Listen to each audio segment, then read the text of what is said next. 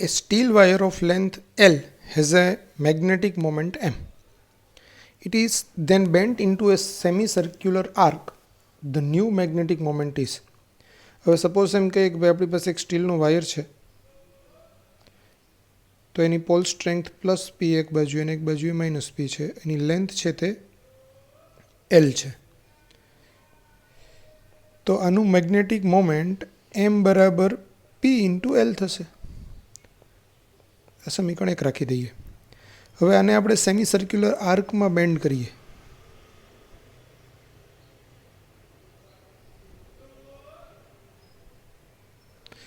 તો એક બાજુએ પ્લસ પી એક બાજુએ માઇનસ પી. તો એના બે પોલ વચ્ચેનું ડિસ્ટન્સ 2r થશે. જો એની આ ત્રિજ્યા આર હોય તો આ ત્રિજ્યા એની આર છે, બરાબર. તો હવે લંબાઈ તો એની એલ હતી, એલમાંથી જ આપણે એને બેન્ડ કર્યો. તો L is equal to pi R થાય. આખું સરકમફરન્સ 2πr થાય સર્કલ માટેનું, તો અડધું સરકમફરન્સ છે એ પાઈ આર થાય. એટલે આર બરાબર એલ અપોન પાઈ થાય. સમીકરણ 2. તો હવે નવી મેગ્નેટિક ડાયપોલ મોમેન્ટ એમ ડેશ કહીએ. તો એમ ડેશ એટલે પી ઇન્ટુ 2r. પી 2 અને આરની વેલ્યુ એલ અપોન પાઈ. તો 2pl અપોન પાઈ. પણ pl એટલે તો શું છે? એમ છે. તો 2m અપોન પાઈ. એટલે આપણો આન્સર આવશે બી, 2m upon pi. Quantity directed from. હવે મેગ્નેટિક ડાયપોલ મોમેન્ટ છે એ સાઉથ ટુ નોર્થ, એટલે આપણો આન્સર આવશે એ.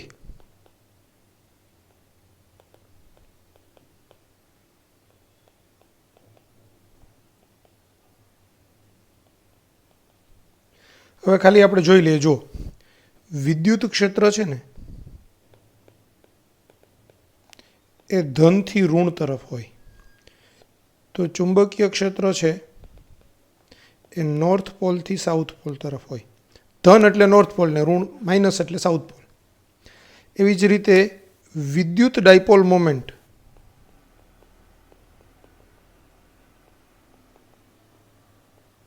એની દિશા ઋણથી ધન બાજુએ હોય. તો ચુંબકીય ડાયપોલ મોમેન્ટ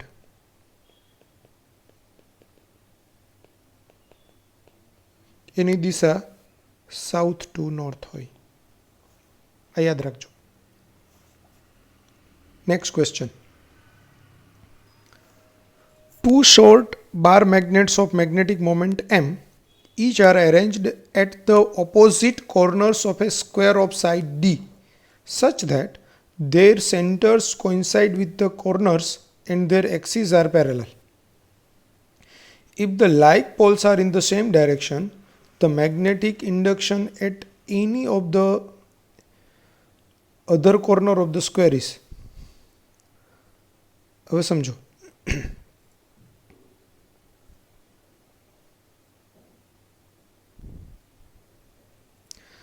તમને એમ કીધેલું છે કે ચોરસ છે જેની સાઈડ ડી છે, એના ઉપર બે નાના બાર મેગ્નેટ એટલે કે ગજીયા ચુંબક મૂકેલા છે, પણ ઓપોઝિટ કોર્નર ઉપર મૂક્યા છે.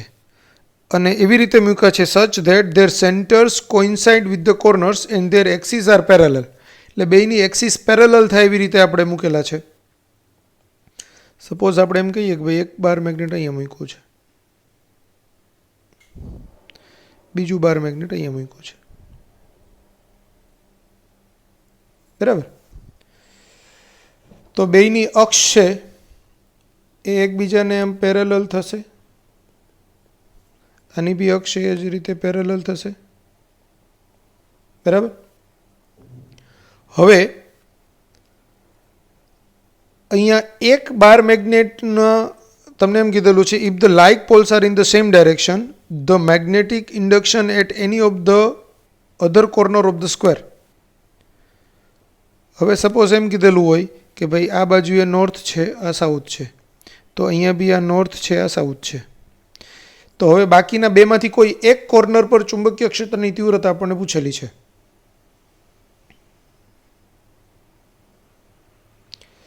તો સપોઝ હું એમ કહું કે આ કોર્નર ઉપર ચુંબકીય ક્ષેત્રની તીવ્રતા અહીંયા શોધવી છે, તો બેને નામ આપી દો, એક મેગ્નેટ 1 અને આ મેગ્નેટ 2. તો મેગ્નેટ 1ના કારણે ચુંબકીય ક્ષેત્ર રેખા છે તે નોર્થમાંથી બહાર નીકળે, અહીંયા એ સાઉથમાં દાખલ થાય એમ વિચારીએ આપણે. તો જે બિંદુએ ચુંબકીય ક્ષેત્ર શોધવાનું છે એ મેગ્નેટ 1ની વિષુવ રેખા પર છે, અને વિષુવ રેખા પર એની ડાયરેક્શન નોર્થ ટુ સાઉથ હોય, એટલે એની ડાયરેક્શન અહીંયા બતાવી દઉં રેડ કલરથી. એટલે આ B1 વિદ્યુત ક્ષેત્ર થશે. મેગ્નેટ 2 છે એના કારણે ચુંબકીય ક્ષેત્ર જે આપણને મળે છે એ નોર્થમાંથી અહીંથી આમ બહાર આવે, એટલે અહીંયા દિશા એના કારણે એની અક્ષ પરનું આ બિંદુ કહેવાય. તો અક્ષ પર આ B2 ચુંબકીય ક્ષેત્રની તીવ્રતા મળે. એટલે B1 ને B2 પરસ્પર વિરુદ્ધ દિશામાં છે, બરાબર. આ બધી જ ચુંબક છે એ D લંબાઈના છે, એટલે આ ડિસ્ટન્સ D છે, આ ડિસ્ટન્સ D છે. તો આપેલા P બિંદુએ ચુંબકીય ક્ષેત્રની તીવ્રતા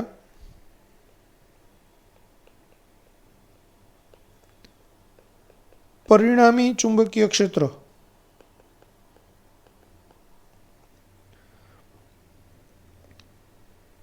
B બરાબર B2 માઇનસ B1 થશે. હવે B2 શું છે તો કે ચુંબક બેની અક્ષ પર ચુંબકીય ક્ષેત્રની તીવ્રતા. બે ચુંબક સરખા જ છે એટલે અક્ષ પર ચુંબકીય ક્ષેત્રની તીવ્રતાનું સૂત્ર છે μ0/4π m2m/d3. અને B1 છે એ વિષુવ રેખા પર ચુંબકીય ક્ષેત્રની તીવ્રતા એ μ0/4π m/d3.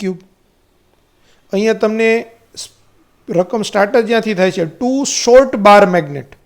એટલે બાર મેગ્નેટ એકદમ નાના છે અને ચોરસ એકદમ મોટું છે, એટલે ડીની કમ્પેરિઝનમાં બાર મેગ્નેટની લંબાઈને આપણે અવગણી છે. એટલે આપણે એમ કહી શકાય કે D is very very greater than L માટેના બે સૂત્ર છે. તો બધામાંથી જ μ0/4π m/d3 કોમન કાઢી લઉં તો અહીંયા 2 વધશે ને અહીંયા 1 વધશે. 2 - 1 એટલે 1, એટલે આપણો μ0/4π m/d3 આન્સર આવે. એટલે આન્સર આવશે A.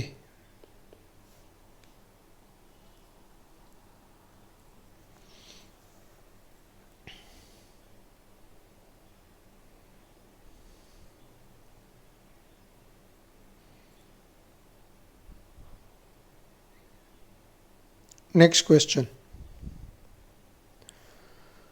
Two identical magnetic dipoles of a magnetic moment 2 ampere meter square are placed at the separation of 2 meter with their axes perpendicular to each other in air.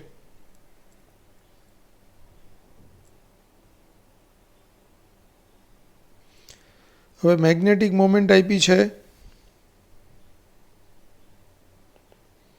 2 ampere metre square અને બેયને એકબીજાની અક્ષથી 2 metre ડિસ્ટન્સે રાખેલું છે અને perpendicular two each other.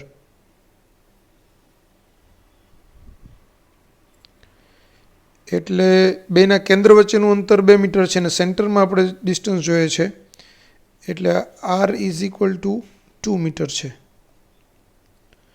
અને કેન્દ્ર પર ચુંબકીય ક્ષેત્રની તીવ્રતા આપણને જોઈએ છે. હવે સમજો અહીંયા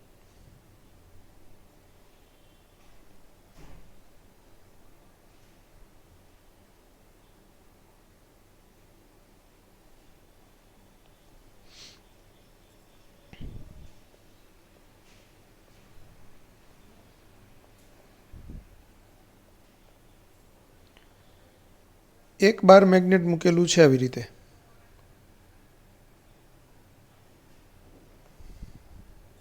બીજું બાર મેગ્નેટ મૂકેલું છે આમ ઊભું.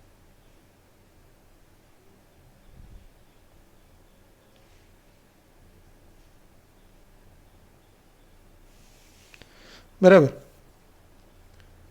હવે પહેલા બાર મેગ્નેટ અને બીજા બાર મેગ્નેટના સેન્ટર પર ચુંબકીય ક્ષેત્રની તીવ્રતા આપણે શોધવાની છે. આ બાર મેગ્નેટ 1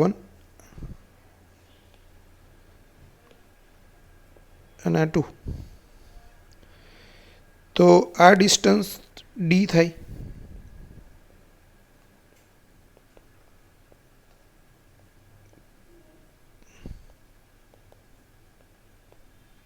તો બાર મેગ્નેટ 1 માટે એના વિષુવવૃત્ત રેખા પર આવેલા બિંદુએ ચુંબકીય ક્ષેત્રની તીવ્રતા શોધવાની છે, પી બિંદુએ. બરાબર. તો સપોઝ આ નોર્થ હોય ને સાઉથ હોય, તો નોર્થથી સાઉથ ડાયરેક્શન હોય એટલે આ નોર્થથી સાઉથ આમ આવશે, એ B1 થશે. 2માં આ નોર્થ ને આ સાઉથ હોય તો આની ડાયરેક્શન છે તે આમ આવશે, આ B2. એટલે કે B1 સદિશ લંબ B2 સદિશ થશે. બરાબર. તો પરિણામી ચુંબકીય ક્ષેત્ર આપણે જો B કહીએ તો બીનું મૂલ્ય શું થશે? √B1² plus B2². એટલે √μ0/4π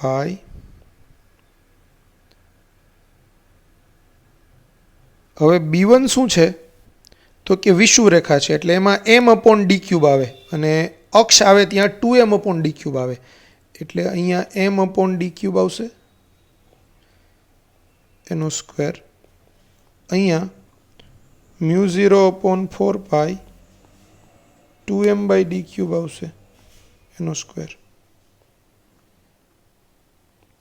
હવે μ0/4π m/d³ કોમન કાઢી લઉં હું. μ0/4π m/d³ નો વર્ગ કોમન કાઢવું એટલે વર્ગમૂળની બહાર નીકળે એટલે એનું વર્ગ નીકળી જશે. અંડર રૂટ અહીંયા શું બચશે તો કે 1 નો વર્ગ અને અહીંયા શું બચશે તો કે 2 નો વર્ગ. હવે μ0 ની કિંમત આપણને ખબર છે 4π × 10⁻⁻⁷. આ 4π. એમની કિંમત એટલે આપણો કેપિટલ એમ જ છે. ડાયપોલ મોમેન્ટને ઘણી વખત સ્મોલ એમ ઘણી વખત કેપિટલ એમ લખે છે, એટલે ગમે તે લખો ચાલે. તો આ 2 Am/m². હવે ડિસ્ટન્સ ડી શું છે તો સમજો, આર તમને બે ચુંબક વચ્ચેનું અંતર 2 મીટર આપ્યું છે, એટલે ડી છે એ એકચ્યુઅલી r/2 થાય, એટલે 2/2 એટલે 1 મીટર થાય, એટલે આ 1 નો ઘન થશે. √1 + 4 5. તો આ 4π કેન્સલ થાય. 2 1 + 4 એટલે 5, 2√5 × 10⁻⁷ ટેસ્લા. તો આપણો આન્સર આવે D.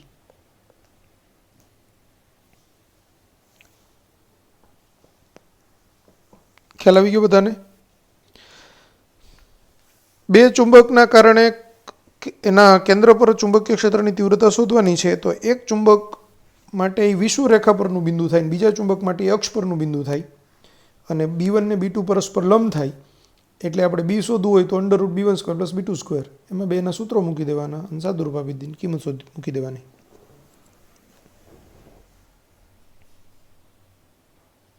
Next question.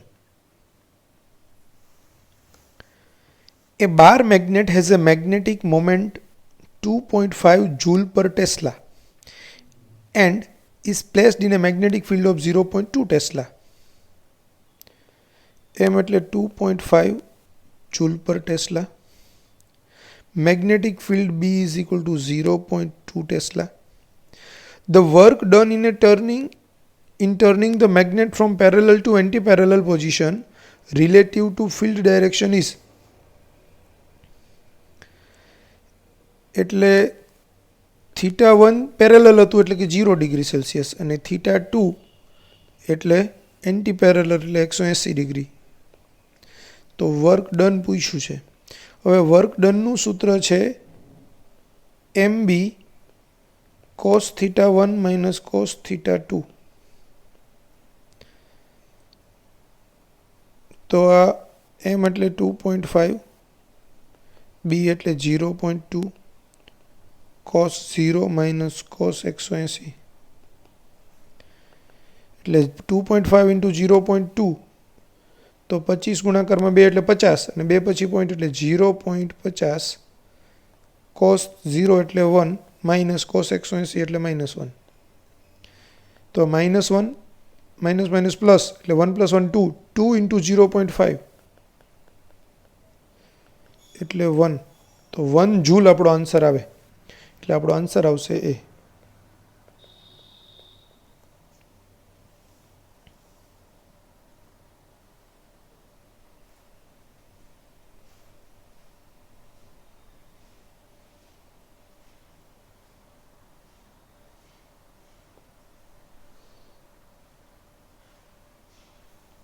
Magnet of length 0.1 meter and pole strength L बराबर 0.1 meter. Pole strength P is equal to 10 raised to minus 4 ampere meter is kept in a magnetic field B is equal to 30 Weber per meter square at an angle of 30 degree. The couple acting on it is એટલે કે torque પૂછ્યું છે, પણ torque કેવું પૂછ્યું છે? ખાલી જગ્યા ગુણાકારમાં 10⁻⁴ ન્યૂટન મીટર. એટલે આપણે આ બ્રેકેટ ખાલી જગ્યા શોધવાની છે, એટલે ટોર્ક શોધવાનું છે, એનું પછી આગળનો ડિજિટ આપણે અહીંયા આન્સરમાંથી શોધવાનો છે. તો ટોર્કનું સૂત્ર થાય mb sin θ.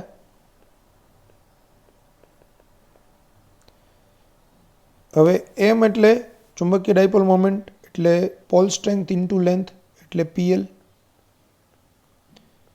b sin θ. p ની વેલ્યુ 10⁻⁴, L 0.1, b 30 વેબર પર મીટર સ્ક્વેર અને θ sin 30 એટલે આ 10⁻⁴, 0.1 into 30 એટલે આ 3, sin 30 એટલે 1/2, 3/2 એટલે 1.5. તો 1.5 into 10 raised to minus 4 tesla. તો ખાલી જગ્યા આવશે 1.5, એટલે આપણો આન્સર આવે બી 1.5.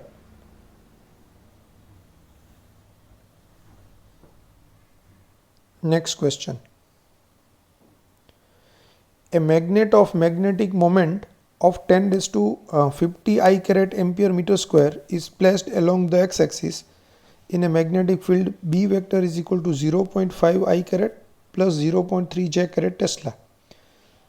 The torque acting on the magnet is, હવે તમને m સદિશ આપ્યું છે 50 I caret ampere meter square.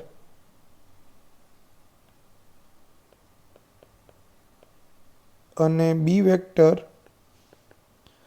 0.5 I caret plus 3.0 J caret tesla. તો ટોર્ક ટો સદિશ બરાબર m ક્રોસ b એટલે 50 I caret cross 0.5 I caret plus 3.0 J caret. તો 50 ગુણાકારમાં 0.5 I ક્રોસ I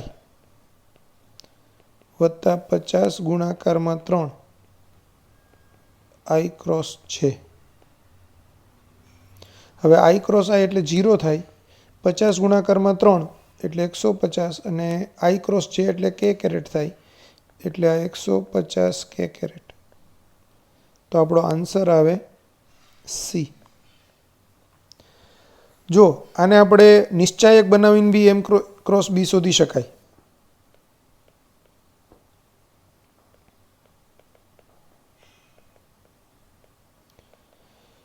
તો આપણે નિશ્ચાયકમાં શું કરીએ? I caret J caret K caret લખી કાઢીએ. પછી 50 I કેરેટ છે મેગ્નેટિક મોમેન્ટ એટલે 50. હવે J કેરેટ તો છે જ નહીં એમાં એટલે 0, K કેરેટ એ નથી એટલે 0. બીમાં 0.5 આઈ કેરેટ 3.0 જે કેરેટ અને કે કેરેટ નથી એટલે 0. હવે નિશ્ચાયકને સોલ્વ કરો તો આપણે આઈ કેરેટ લખીએ, આમ ચોકડી મારીએ તો 0 × 0 -3 × 0 એટલે 0 માઇનસ જે કેરેટ તો 50 ગુણાકારમાં 0 એટલે 0, 0.5 × 0 એટલે 0 વત્તા કે કેરેટ. હવે કે કેરેટમાં 50 ગુણાકારમાં 3 એટલે 150, 0.5 ગુણાકારમાં 0 એટલે 0 તો 150 કે કેરેટ આન્સર આવે. એટલે બે રીતે કરી શકાય.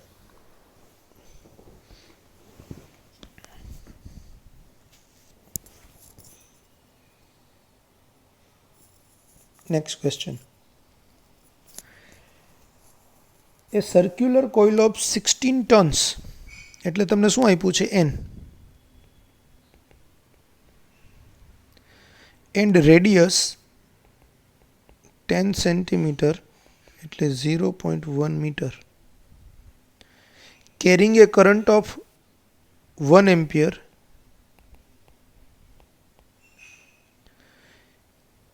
rests with its plane normal to an external field of magnitude 5.0 into 10⁻² Tesla.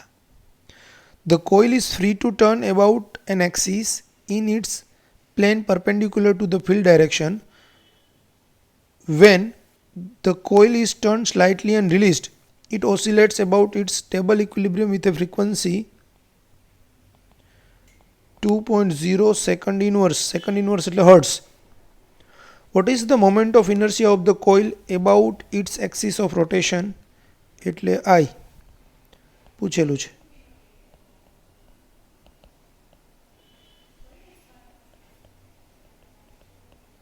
બરાબર. તો કીધેલું એમ છે કે ભાઈ એક કોઇલ છે એન આટાવાળી, એને સમાન ચુંબકીય ક્ષેત્રને લંબરૂપે રાખેલી છે, એને સેજ ડિસ્પ્લેસ કરીને છોડી દેવામાં આવે. હવે સમાન ચુંબકીય ક્ષેત્રને સમાંતર રાખેલી હોય એટલે આ બી વેક્ટર થાય ને એનું મેગ્નેટિક ડાયપોલ મોમેન્ટ છે એ બી ચુંબકીય ક્ષેત્રને સમાંતર થાય એટલે એની સમતોલન સ્થિતિમાં થાય. એનાથી સેજ આપણે હલાવીને છોડી દઈએ તો એ કોઇલ પોતે ઓસિલેટ કરવા માંડે. ઓસિલેટ કરે તો એની ફ્રીક્વન્સી, ઓસિલેશનની ફ્રીક્વન્સી એફ તમને આપેલી છે. તો હવે આપણને ખબર છે કે સમાન ચુંબકીય ક્ષેત્રની અંદર ગજિયો ચુંબક લટકાવ્યો હોય કે કોઈ બી મેગ્નેટિક ડાયપોલ લટકાવેલી હોય તો એને સમતોલન સ્થાનમાંથી સહેજ વિચલિત કરીને છોડી દઈએ તો એ દોલન કરે. દોલનનો આવર્તકાળ ટી, એનું સૂત્ર હતું 2π√I/mb અને એફનું સૂત્ર છે 1/2π/mb/I.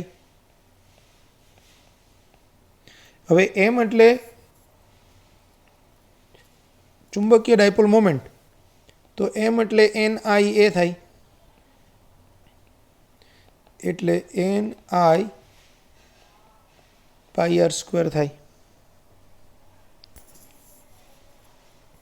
તો N ની કિંમત 16, I ની કિંમત 1 એમ્પિયર, આ પાઈ અને R ની કિંમત 10 સેન્ટીમીટર એટલે 0.1². હવે જુઓ રકમમાં આપણે આન્સરની અંદર બધામાં પાઈનું પાઈ જ રાખેલું છે એટલે આપણે પાઈની કિંમત નહીં મૂકીએ. તો 0.1² એટલે 10⁻² થાય, તો 16π × 10⁻² થશે એમ્પિયર મીટર સ્ક્વેર. બરાબર. હવે એફમાં કિંમત મૂકી દઈએ તો એફના સૂત્રમાં કિંમત મૂકીએ તો એફની કિંમત 2, આ 1/2π √ આ 16π × 10⁻², બીની વેલ્યુ 5 × 10⁻², અને છેદમાં આઈ મારે શોધવાનો છે, જડત્વની ચાકમાત્રા. આ 2π પેલી બાજુએ 2 ને ગુણ એટલે 4π થાય, બે બાજુએ વર્ગ કરી નાખું તો 4π નો વર્ગ એટલે 16π². આ બાજુએ વર્ગમૂળ નીકળી જશે એટલે 16π × 10⁻⁴, આ 10⁻² ને 10⁻² એટલે 10⁻⁴ ઇન્ટુ આ 5 કરી નાખ્યું. હવે આ 16π ને આ 16π કેન્સલ થાય એટલે પાઈ બચે અહીંયા 5 × 10⁻⁴ આવશે અને અપોન I, એટલે અહીંયા અપોન I. તો I બરાબર શું આવશે? 5/π × 10⁻⁴. તો 5/5 × 10⁻⁴ kg/m². એટલે આપણો આન્સર આવશે A.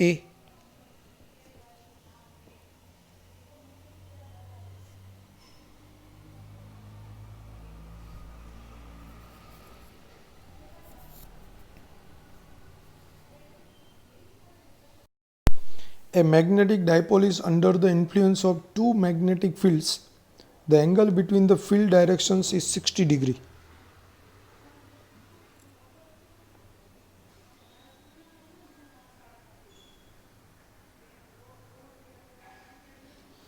હવે સપોઝ આપણે એમ કહીએ કે ભાઈ આ બે મેગ્નેટિક ફિલ્ડ છે, એક B1 વેક્ટર અને એક B2 વેક્ટર. એમની વચ્ચેનો કુલ ખૂણો 60નો છે, બરાબર. તો the angle between the field directions is 60 degree and one of the field has magnitude of 1.2 × 10⁻² tesla. એટલે સપોઝ આપણે એમ કહીએ કે B1ની વેલ્યુ 1.2 × 10⁻² ટેસ્લા છે. If the dipole comes to stable equilibrium at an angle of 15 degree with this field, એટલે જેનું મૂલ્ય 1.2 × 10⁻² tesla છે એની સાથે 15 અંશના ખૂણે મેગ્નેટિક ડાયપોલ મોમેન્ટ સ્ટેબલ થાય છે.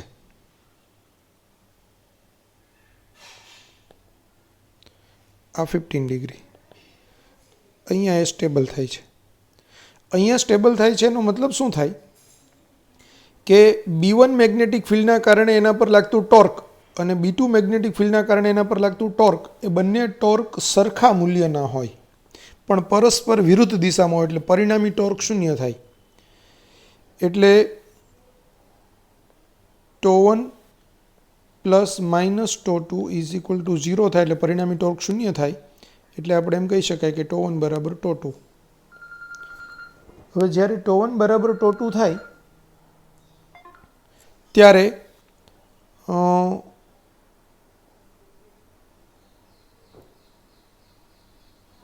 τ1ની વેલ્યુ mB1 sin θ1 બરાબર τ2ની વેલ્યુ mB2 sin θ2. હવે θ1 એટલે આ 15 અંશ થાય અને θ2 એટલે આખો ખૂણો 60નો છે, 60માંથી આ 15 બાદ કરીએ તો θ2 છે એ આપણા 45 અંશ થાય.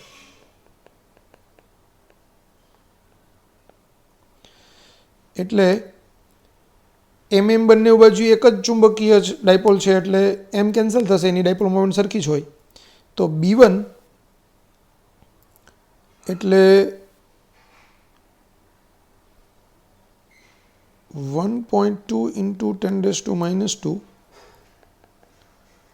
sin θ1 એટલે 15 અંશ. B2 શોધવાનું છે sin θ2 એટલે sin 45 અંશ, બરાબર. તો B2નું મૂલ્ય 1.2 × 10⁻². હવે sin 15, તો sin 15નું આપણને આમ તો એક રેડીમેડ મૂલ્ય બી છે √3 - 1/2√2, બરાબર. યાદ હોય તો કંઈ પ્રશ્ન નથી, પણ તમને બાયોલોજીવાળા સ્ટુડન્ટને યાદ નહીં આવે, મેથ્સમાં 11th આવતું છે. તો હવે એને આપણે કેવી રીતે શોધશું? તો sin 15 છે એને આપણે આમ લખી શકાય sin 45 - sin 30, sorry sin 45 - 30, sin 30 નહીં, ખાલી -30. 45 - 30 એટલે 15. હવે આ સાઇન આલ્ફા માઇનસ બીટાનું સૂત્ર થયું. સાઇન આલ્ફા માઇનસ બીટાનું સૂત્ર થાય sine alpha cos beta minus cos alpha sine beta. એટલે અહીંયા sine 45 cos 30 minus cos 45 sine 30. એટલે સાઇન 45 એટલે 1/√2 cos 30 એટલે √3/2 માઇનસ cos 45 એટલે 1/√2 sin 30 એટલે 1/2. તો 2√2 લસા આવે એટલે આ √3 - 1/2√2 બરાબર. તો B2 શોધવું છે. આ sin 45 ની √3 - 1/2√2 છેદમાં sin 45 છેદમાં જાય તો sin 45 એટલે 1/√2. આ √2 કેન્સલ. 1.2 ના છેદમાં 2 એટલે 0.6 ઇન્ટુ 10⁻², બ્રેકેટમાં √3 - 1. તો આને આપણે 6 બ્રેકેટમાં √3 - 1 ગુણાકારમાં 10⁻³ આમ લખી શકાય ટેસ્લા. એટલે આપણો આન્સર આવે સી.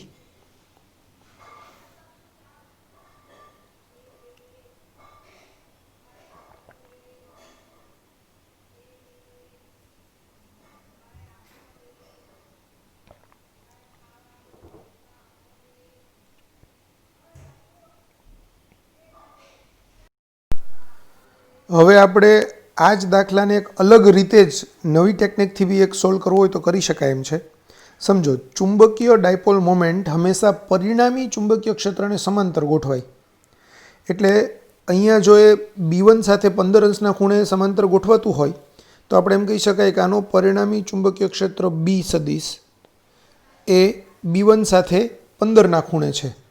હવે આપણને ખબર છે કે એ સદિશ આમ હોય, બી સદિશ આમ હોય, એનું આપણે પરિણામી સદિશ આમ રીતે આર સદિશ શોધીએ અને આ ખૂણો જો આલ્ફા હોય તો આપણે tan આલ્ફાનું સૂત્ર લખતા કે tan આલ્ફા એટલે જેની સાથે ખૂણો બનાવ્યો એના સિવાયનો સદિશ લેવાનો, એટલે B sine theta upon a plus B cos theta, આવું આપણું સૂત્ર હતું. બરાબર. તો અહીંયા શું થશે, એની રીતે જ આપણે એના જેમ જ કરવું હોય તો અહીંયા એવું થશે, આ 15 અંશનો ખૂણો B1 સાથે બને છે એટલે આલ્ફા એટલે 15 અંશ, અહીંયા આલ્ફા એટલે 15 અંશ, થીટા એટલે 60 અંશ, એ એટલે B1 અને બી એટલે B2. તો આપણું સૂત્ર છે tan alpha B sine theta upon a plus B cos theta હતું. તે હવે શું થશે, tan 15 અંશ બરાબર બીની વેલ્યુ B2 એટલે B2 સાઇન 60 છેદમાં B1 sign B1 cos 60 B1 plus B2 cos 60. હવે tan 15 અંશ છે ને એનું મૂલ્ય √3 - 1/√3 + 1 થાય. કારણ કે હમણાં આપણે sin 15નું મેં તમને શીખવાડ્યું ને કે sin 15 એ √3 - 1/2√2 થાય. એવી જ રીતે cos 15 શોધો તમે, cos 45 - cos 30 ને cos આલ્ફા - બીટાનું સૂત્ર વાપરો તો એ √3 + 1 મળે /2√2. એટલે tan 15 અંશનું મૂલ્ય મળે √3 - 1/√3 + 1. આ ત્રણેય વેલ્યુ યાદ રાખો તો બહુ સરસ. ક્યારેક આવો ક્વેશ્ચન આવે ને તો 15 અંશવાળું કામમાં આવે એવું છે. તો આ √3 - 1/√3 + 1 B2 મારે શોધવાનું છે. sin 60 એટલે √3/2 છેદમાં B1, B2 શોધવાનું છે cos 60 એટલે 1/2. પહેલાં તો આનો લસા લઈ લઈએ તો √3B2/2 છેદમાં 2B1 પ્લસ B2/2, આ 2 કેન્સલ. ક્રોસ મલ્ટીપ્લાઇડ કરાવી દઉં તો √3 - 1 બીજા બ્રેકેટમાં 2B1 પ્લસ B2, આ બાજુએ √3 + 1 √3B2, અંદર ગુણાવી દઉં તો 2√3B1 -2b1 અથવા તો એને એમનેમ જ રાખો, b2 ને જ ખાલી ક્રોસ મલ્ટીપ્લાઇડ કરીએ તો વધારે સારું રહેશે, કારણ કે √3 - 1 તો જવાબમાં છે જ. એટલે √3 - 1 2b1 વત્તા √3b2 -b2 બરાબર 3 × √3 એટલે 3b2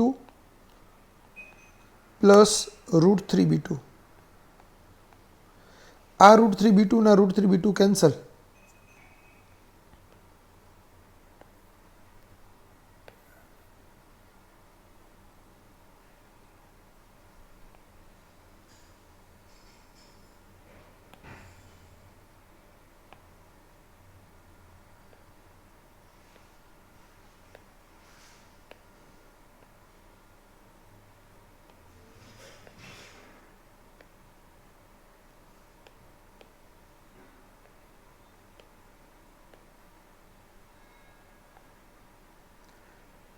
તો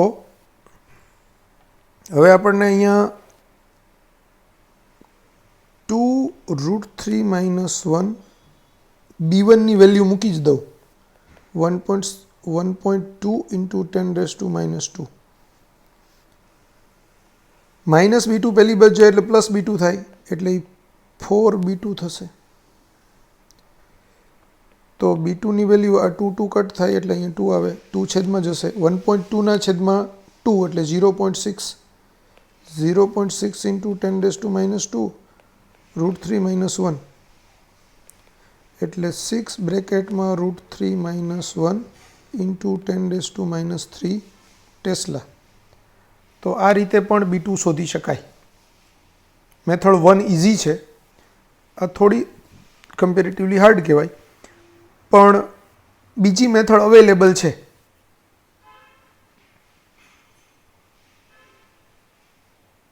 clear?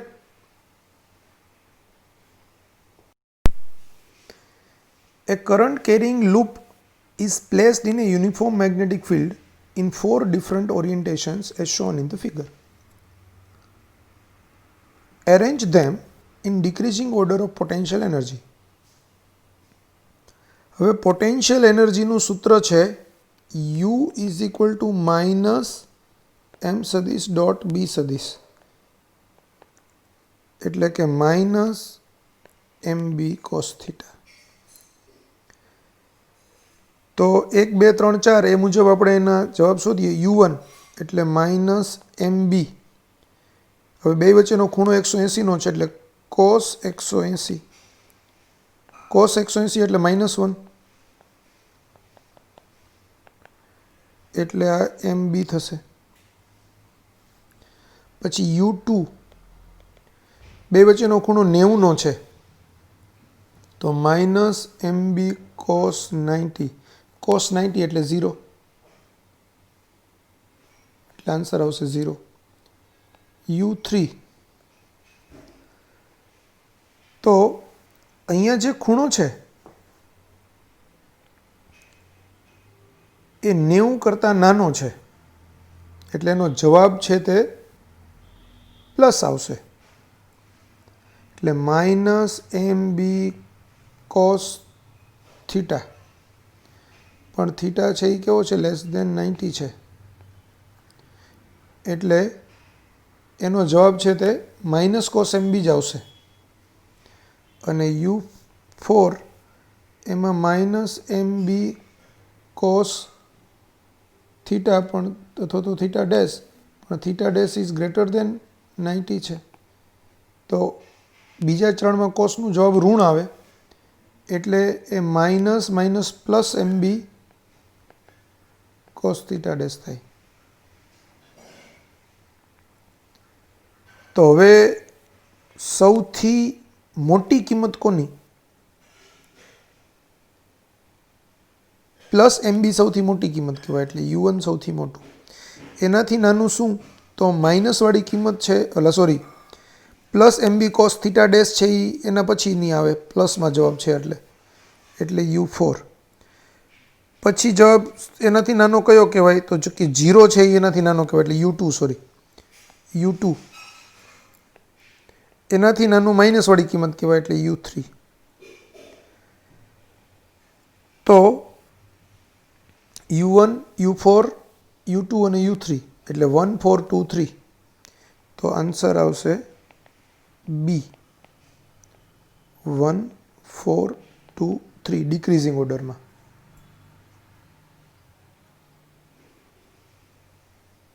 Next question. A magnet is placed in a non-uniform magnetic field. It experiences non-uniform હોય તો ટોર્ક અને ફોર્સ બંને લાગે. યુનિફોર્મ હોય તો ટોર્ક લાગે પણ ફોર્સ 0 હોય. એટલે આપણો આન્સર આવશે a force and a torque, answer C. સમજો, યુનિફોર્મ ને નોન યુનિફોર્મ. હવે યુનિફોર્મની અંદર ટોર્કની વેલ્યુ યુનિફોર્મ મેગ્નેટિક ફિલ્ડમાં બી ટોર્ક તો લાગે જ અને નોન યુનિફોર્મમાં બી લાગે, પણ ફોર્સનું વિચારીએ તો યુનિફોર્મ મેગ્નેટિક ફિલ્ડમાં ફોર્સ 0 હોય એટલે ન લાગે અને નોન યુનિફોર્મમાં ફોર્સ 0 ન હોય એટલે લાગે. તો આપણો આન્સર આવે સી. હવે જરાક સમજાવી બી દઉં તમને કન્સેપ્ટ વાઇઝ બી. યુનિફોર્મ મેગ્નેટિક ફિલ્ડ હોય એની અંદર જ્યારે આપણે કોઈ ડાયપોલ મૂકીએ ને, મેગ્નેટિક ડાયપોલ, ત્યારે બંને એના પોલ સ્ટ્રેન્થ છે એનું વેલ્યુ તો સરખી હોય, એક પ્લસ પી હોય ને એક માઇનસ પી હોય. તો એના ઉપર જે ફોર્સ લાગશે એ એક બાજુએ પીબી લાગશે, બીજી બાજુએ માઇનસ પીબી લાગશે, એટલે એની ડાયરેક્શન ઊંધી હશે પણ વેલ્યુ તો કેવી હશે? સરખી જ હશે. એટલે પ્લસ પીબી ને માઇનસ પીબી એનો સરવાળો 0 થાય એટલે કુલ ફોર્સ છે F is equal to plus PB I caret કહીએ તો પેલું છે તે plus PB minus I caret થાય એટલે કે 0 થાય જવાબ. તો આ રીતે યુનિફોર્મ મેગ્નેટિક ફિલ્ડમાં ફોર્સ 0 હોય, પણ ટોર્ક આપણે શોધીએ તો એ પીબી ઇન્ટુ આ બે વચ્ચેનું લંબ અંતર, એ ઓલરેડી આપણે થિયરીમાં સાબિત કરેલું છે, બરાબર. કારણ કે અહીંથી આપણે આમ લઈએ ને આર સદીશ, તો આપણને ખબર છે ટોર્ક એટલે આર ક્રોસ એફ. તો અહીંયા આર ક્રોસ એફ આપણે આ ડાયરેક્શનમાં જમણા હાથથી દિશા શોધીએ તો એ અંદર જતી દિશામાં આવે. અહીંયા આપણો આર સદીશ છે એ આને સંદર્ભ બિંદુ લઈએ તો આર સદીશ આમ આવે. અહીંથી બી આર ક્રોસ એફ કરીએ તો એ અંદર જતી દિશામાં આવે. એટલે બંને ટોર્ક એક જ દિશામાં લાગે છે એટલે બે ટોર્કનો સરવાળો થાય. બે ટોર્કનો સરવાળો થાય એટલે પરિણામી ટોર્ક લાગે. એટલે યુનિફોર્મ મેગ્નેટિક ફિલ્ડમાં બી પરિણામી ટોર્ક લાગે. એવી જ રીતે નોન યુનિફોર્મ મેગ્નેટિક ફિલ્ડ હોય તો એમાં બી બે ઉપર જુદું જુદું ટોર્ક લાગે, પણ ટોર્કની દિશા એક જ હોય એટલે થાય સરવાળો, એટલે એમાં બી ટોર્ક લાગે. પણ નોન યુનિફોર્મ મેગ્નેટિક ફિલ્ડમાં અહીંનું ચુંબકીય ક્ષેત્ર આમ હોય, આ મેગ્નેટિક ફિલ્ડ સમજો, એટલે અહીંનું ચુંબકીય ક્ષેત્ર અને અહીંનું ચુંબકીય ક્ષેત્રનું મૂલ્ય જુદું જુદું હોય. એટલે એક પીબી આઈ કેરેટ હોય, PB1 આઈ કેરેટ, તો બીજું PB2 આઈ કેરેટ હોય. PB1 I caret plus PB2 minus I caret. એટલે એના કેસમાં આ નોટ ઇક્વલ ટુ 0 થાય, કારણ કે PB1 ને PB2ના મૂલ્યો જુદા જુદા છે, એટલે એનો સરવાળો છે તે અથવા તો બાદબાકી છે તે 0 ન થાય. આવો કન્સેપ્ટ છે. Magnetic moment M is lying in a magnetic field of induction B. W1 is the work done in turning it from 0 degree to 60 degree and W2 is the work done in turning it from 30 degree to 90 degree. Then હવે કાર્યનું આપણું સૂત્ર છે W બરાબર MB cos θ1 minus cos θ2. તો જ્યારે આપણે 0 ડિગ્રીથી 60 ડિગ્રી લઈ જઈએ ત્યારે W1 એટલે MB cos 0 માઇનસ cos 60 એટલે MB cos 0 એટલે 1, cos 60 એટલે 1/2, એટલે આ થશે MB/2, સમીકરણ નંબર 1. હવે 30 થી 90 લઈ જઈએ ત્યારે કાર્ય W2 થાય છે, તો W2 કાર્ય એટલે MB cos 30 માઇનસ cos 90 એટલે MB cos 30 √3/2 માઇનસ cos 90 એટલે 0 એટલે આ થશે √3MB/2 પણ MB/2 એટલે W1 એટલે આ √3W1 તો આપણો આન્સર આવશે √3W1 W2 is equal to √3W1 answer D. Having 12 turns carrying 15 ampere current n આપ્યું છે તમને 12 ટર્ન I આપ્યું છે 15 ampere. The coil is oriented with respect to the uniform magnetic field B vector is equal to 0.2 I caret Tesla such that its directed area A vector is equal to minus 0.04 I caret meter square. The potential energy of the coil in a given orientation is એટલે U તમને પૂછેલું છે. હવે U એટલે minus M સદિશ dot B સદિશ તો પહેલાં તો M સદિશ એટલે NIA સદિશ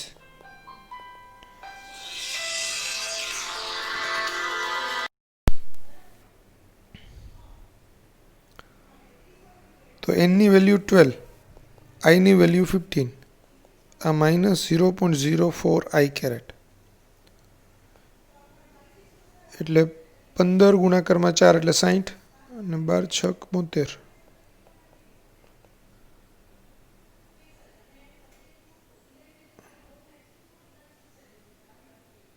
એટલે 720 ગુણાકારમાં 10 ની -2 I caret minus I caret એટલે માઇનસ 7.2 I કેરેટ થશે આ એમ્પિયર મીટર સ્ક્વેર. તો હવે U સદિશ U એટલે માઇનસ M સદિશ ડોટ B સદિશ એટલે માઇનસ M ની value minus 7.2 I caret dot B એટલે 0.2 I caret I dot I એટલે 1 થાય માઇનસ માઇનસ પ્લસ થશે 7.2 ગુણાકારમાં 0.2 એટલે 72 ગુણાકારમાં 2 એટલે 144 અને 2 પછી પોઈન્ટ એટલે 1.44 જૂલ. તો આપણો આન્સર આવશે C.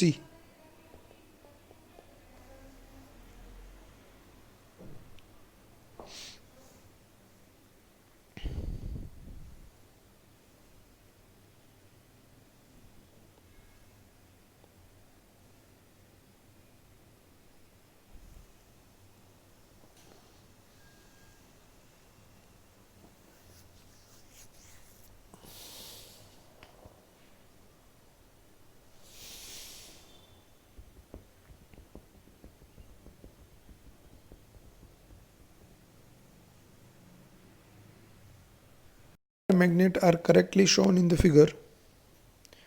તો નોર્થમાંથી ફિલ્ડ લાઇન્સ બહાર નીકળશે અને સાઉથમાં દાખલ થશે એટલે આપણો આન્સર આવશે ડી.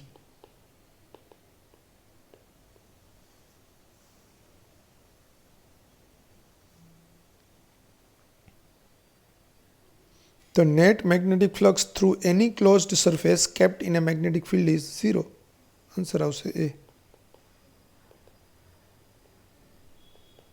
સમજો કોઈ બી બાર મેગ્નેટ હોય કે કોઈ બી ટાઈપનું મેગ્નેટ હોય એમાંથી ચુંબકીય ક્ષેત્ર રેખા આમ બહારની અંદર દાખલ થાય બહારથી એનમાંથી બહાર નીકળે અને એસમાં દાખલ થાય.